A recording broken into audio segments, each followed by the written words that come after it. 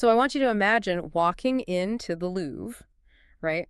And you completely shatter the bulletproof glass around the Mona Lisa. Okay, sounds like a highly illegal weekend plan, but I'm with you. Right, definitely illegal.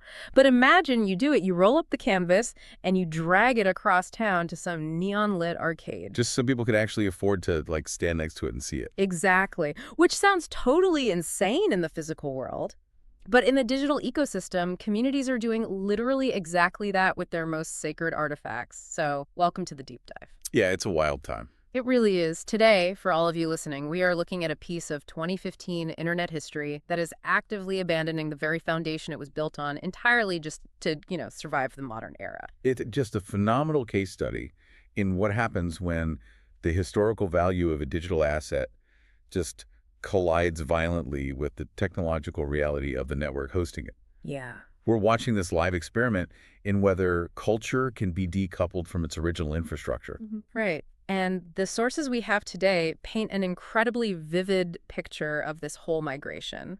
We're looking at promotional materials for a decentralized project called AYEAYE, Solana's legendary lemur. Which is quite the title. It really is. And to contextualize that, we are cross-referencing it with a June 2026 blog post from normiecrypto.com. Oh, I love that site. For those of you who read it, they do a really great job translating all these complex on-chain analytics into, like, retail-friendly narratives. Yeah, plain English for everyday people. And they actually fund that mission by selling merchandise, it's just always a surreal juxtaposition. Oh, totally. Seeing hard technical analysis sitting right next to like an always HODL tank top and a medium roast coffee. Yeah, it perfectly encapsulates the retail sentiment right now, doesn't it? Completely. You have this bizarre intersection of high-level blockchain mechanics and raw, meme-driven consumer culture. And that tone is it's crucial for understanding the motivations behind this asset's migration. Okay, so let's unpack this. Our mission today is to look at what the sources claim is the quote-unquote first ever meme coin. Right. An artifact deployed way back in 2015, effectively ripping itself out of the Ethereum blockchain to reestablish itself on Solana. And this isn't just some technical upgrade. No, not at all. It forces us to ask how digital communities balance the prestige of historical provenance, their origin, against pure, frictionless utility. Yeah, and to understand the weight of that compromise, we kind of have to start with the artifact itself. Because the Normie Crypto post frames AYEAYE not just as a token, but as a verified piece of early on-chain history. Which is so funny because visually, it is aggressively weird. It really is. If you look at the promotional artwork, the mascot is this Madagascar lemur with these massive, unblinking, saucer-like eyes. And those incredibly long, eerie fingers. Yes. The creepy fingers. It stands out so sharply because the current meta is absolutely saturated with, like, identical dog clones. Right, dogs wearing different hats. Exactly, or variations of the exact same internet frog. The AYEAYE completely breaks that visual monotony. It does, but the aesthetic weirdness is kind of secondary to the on-chain data here. Okay, how so? Well, the core claim driving this entire narrative is that AYEAYE was originally deployed on the Ethereum mainnet back in 2015 by this legendary early developer known as Linagee.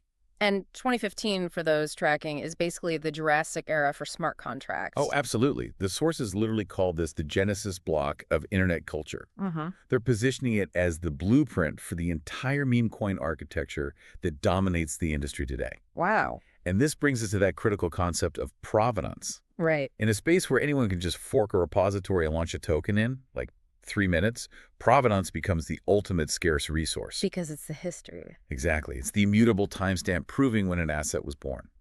Ethereum loyalists revere these early contracts because the blockchain acts as an undeniable fossil record. Okay, here's where it gets really interesting to me, though. It's just code, right? Why do people care so much about the, quote, original? Right. Like, think about it like collecting vintage Star Wars figures. Yeah. If you have the original 1977 Kenner action figure, you cherish it. You don't care if the 2026 reproduction uses higher quality plastic or has better joints or whatever. Right, the value is the story. Exactly. Right. It was there when the cultural phenomenon actually started. So for years, the original blockchain deployment was the digital equivalent of that 1977 copyright stamp. That's a perfect analogy. But here's the friction. If the entire value proposition of AYEAYE is its historical 2015 origin on Ethereum, why would they ever move it? Yeah. Doesn't taking it off the original chain completely destroy the provenance? And that is the exact tension the normie crypto post highlights. Ethereum maxes, the purists, are absolutely furious about this migration. They're screaming about it online. I bet. But the community backing the asset realized that keeping it on Ethereum was effectively signing its death warrant. Because of the costs. Exactly. The economic realities of the base layer just forced their hand. We kind of have to look at the architectural evolution of Ethereum to understand why a 2015 token just can no longer survive there in 2026. It honestly feels like the gentrification of a blockchain. Oh, that's a good way to put it. Right. Like the original creators, the people experimenting and building the early culture in 2015, they've been completely priced out of their own neighborhood. Yeah, because institutional DeFi protocols and massive roll-ups moved in and basically raised the rent. Exactly. It's highly accurate. I mean, Ethereum's roadmap intentionally pivoted toward becoming this premium settlement layer. Right. The network optimizes for maximum security and decentralization, which intrinsically limits base layer throughput. So when block space is scarce and institutional demand is high, the base fee just skyrockets. It goes to the moon. Yeah. The blog post actually notes that executing a simple swap on a decentralized exchange on Ethereum mainnet can cost $20 to $50. And that's just in network computational fees? Just the gas fees. Which mathematically destroys microcap trading. I mean, if retail participants, if you listening right now want to throw $50 into a high volatility, culturally driven asset, you literally can't do it on Ethereum. No, you'd lose it all. The transaction cost eats half your capital before the trade even settles. You can't have any real price discovery if the cost to enter the market exceeds the average user's risk appetite. Precisely. And that friction creates a dormant asset. Right. You have this historically significant token, but no volume, no liquidity, and zero community engagement because the financial barrier to entry is just way too high. It's locked away. Yeah, and this is where the Solana solution comes into play. Yeah. The promotional materials heavily lean into Solana's localized fee markets and their high-throughput consensus mechanism. Which means it's fast and cheap. Extremely. By prioritizing execution speed over broad Layer 1 settlement constraints, Solana reduces transaction costs to, like, fractions of a penny. So what does this all mean for the original chain? We're returning to the museum and the arcade analogy here. Yeah. Is Ethereum accidentally engineering itself into this exclusive, high-end gallery where only institutional whales can afford to walk the halls and trade history? That's certainly the critique. Right. While Solana has basically built the hyper-efficient, high-frequency arcade where normal people actually gather to play. And that's exactly why you follow the liquidity. Yeah. Solana has basically become the modern capital of meme coin liquidity. Okay, but moving blockchains is only half the battle, right? Sure. You don't just copy-paste an old contract and suddenly get 1 million people trading it. Capital follows attention. It does. And that introduces the mechanism driving this whole relocation. The CTO. Yes, the sources emphasize that this migration was orchestrated through a CTO, which stands for a community takeover. Which is pretty common these days. Very common. In the life cycle of decentralized assets, a CTO occurs when the original developer has long abandoned the contract and a distributed group of token holders spontaneously self-organizes. To basically revive it. Exactly, to provide new liquidity, new marketing, and a new direction. But here's my pushback on this. The promotional banner for AYEAYE prominently advertises that this move is being spearheaded by a highly visible crypto figure named Pablo Crow. Right, at Pablo_Crow. Yeah. And they are loudly broadcasting his involvement to attract retail capital. This is where I really struggle with the narrative being presented here. How so? Well, we spend so much time talking about the purity of Web3, right? The ethos of flat decentralization, the organic grassroots nature of early 2015 projects. Sure. And now we're saying the survival of this grassroots artifact requires crowning some massive influencer as the de facto CEO. It's a pivot, for sure. It feels completely contradictory. You can't claim it's a decentralized community takeover if you're actively relying on a centralized marketing megaphone to dictate the whole migration. It is a glaring contradiction, I'll give you that, but it reflects a hard truth about modern digital ecosystems that the normie crypto author really seems to accept. Which is what? That attention is significantly scarcer than block space right now. Oh, interesting. Yeah, think about it. In 2015, the novelty of the technology itself was enough to generate interest. Because nobody was doing it. Right. But in 2026, with thousands of tokens launching daily, a decentralized community without a focal point is just an echo chamber. They just get drowned out. Exactly. A prominent voice like Pablo Crow acts as a coordination mechanism. He brings the conviction necessary for retail investors to actually risk their capital. So it's about trust in a weird way. Sort of. The community didn't surrender ownership of the underlying contract. They just aligned their incentives behind a megaphone, because, without one, their history just fades into complete obscurity. So we are basically trading technological purity for the brutal reality of the modern attention economy. That's one way to look at it, yeah. Because a token with great provenance but zero liquidity is just dead code. Exactly. Dead code in a museum. Right. They needed the megaphone to broadcast migration, but more importantly, they needed to broadcast the new rules of engagement. Because they didn't just change the blockchain. No, they didn't. They completely overhauled the tokenomics to fit the 2026 trading meta. The mechanics of the relaunch are entirely tailored to current market expectations. Yeah, the promotional material lays it out super clearly. It's a total circulating supply of 1 billion tokens. Deployed specifically via a, quote, 100% Pump.fun bonding curve. With a contract address ending in the word pump. Right.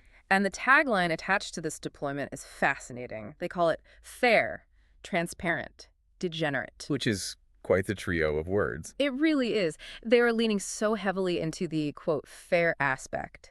But let's dig into the actual mechanism of that bonding curve. Okay. Why does utilizing a Pump.fun architecture give them the right to claim fairness over, like, a traditional decentralized exchange launch? Well, to understand the claim of fairness, we have to look at the mathematical architecture of a bonding curve versus a traditional liquidity pool. Right, because they are very different. Very. In a standard launch, the developers have to supply the initial token and pair it with an asset like SOL or USDC to create a market. Right. And this often leads to these really opaque pre-sales where insiders quietly buy up supply at rock-bottom prices. Or the developers just hold massive allocations of, like, team tokens. Exactly. Just waiting to be dumped on retail investors once the price artificially inflates. The classic rug pull architecture. We've seen it a million times. Yes, unfortunately. But a bonding curve, specifically the Pump.fun model, the sources reference here, is fundamentally different. Okay, how? It is an automated, algorithmic market maker. There's no preceded liquidity pool, and there's no order book where buyers and sellers have to match. So who are you buying from? The smart contract itself acts as the counterparty. Oh, wow. Yeah, the price of the token is strictly determined by a mathematical formula. As the supply of tokens purchased increases, the price automatically increases along the curve. Okay, so instead of a backroom deal where insiders get all the cheap tokens first, this bonding curve acts like a completely transparent open book auction, meaning everyone sees the exact same numbers at the exact same time. Every single participant is subject to the exact same algorithmic pricing. Right. There are no backroom allocations. You can't privately negotiate a cheaper entry point before the public launch because the contract enforces the curve universally from token zero. That is fascinating. And that algorithmic strictness is what the Normie Crypto blog argues is the modern equivalent of fairness. Because the launch is completely open book. Totally open. Every buy, every sell, and the exact trajectory of the price is mathematically transparent. It completely eliminates the venture capitalist pre-sale meta that has, aggressively corporatized the space over the last few years. Wait, I see what the author is trying to do there. Yeah. They are drawing a massive philosophical bridge. They are taking this hyper-financialized, high-speed 2026 bonding curve, which is essentially an optimized digital casino. Which it is. And arguing that its raw transparency makes it the spiritual successor to the organic hacker ethos of 2015 Ethereum. It's a huge narrative leap. It's a wild leap. But I actually understand the logic. By removing the shadowy insiders, they claim they're returning to the pure, community-driven roots of the asset, just executing it on faster silicon. It really is a compelling synthesis of two very different eras of crypto history. Yeah. The community leadership is attempting to merge the deep, prestigious lore of a 2015 Genesis artifact with the hyper-efficient, highly volatile launch mechanics demanded by the 2026 market. They're trying to have their cake and eat it, too. Basically.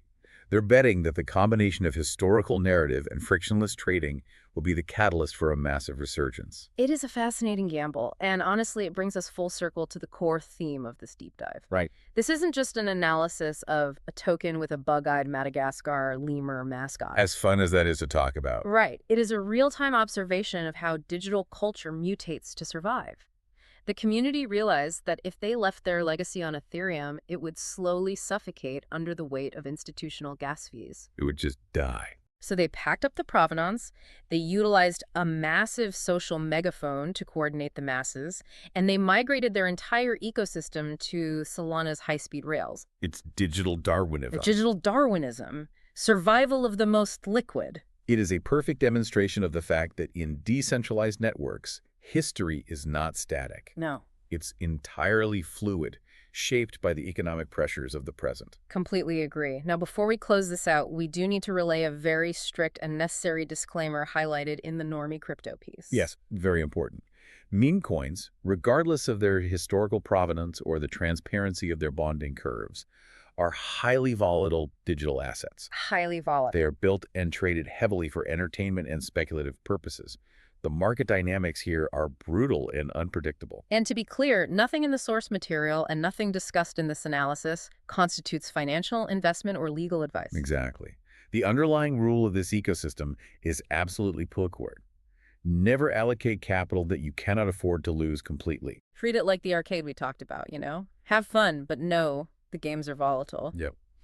So to wrap this up, I want to leave you with a lingering philosophical question that builds on the tension we've explored today. Okay.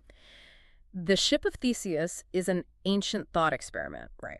If you replace every single wooden plank of a ship over time, is it still the same ship? Right, the classic paradox. Well, we have to ask the digital equivalent now. Yeah, if the entire intrinsic value of AYEAYE was its specific origin, Right. the fact that it was the first meme coin physically birthed into the Ethereum blockchain in 2015. Does copy-pasting that artifact's code and imagery onto a completely different blockchain in 2026 actually preserve its history? Okay. Or does ripping it out of its original context permanently destroy the magic of the artifact, creating something entirely new in the process?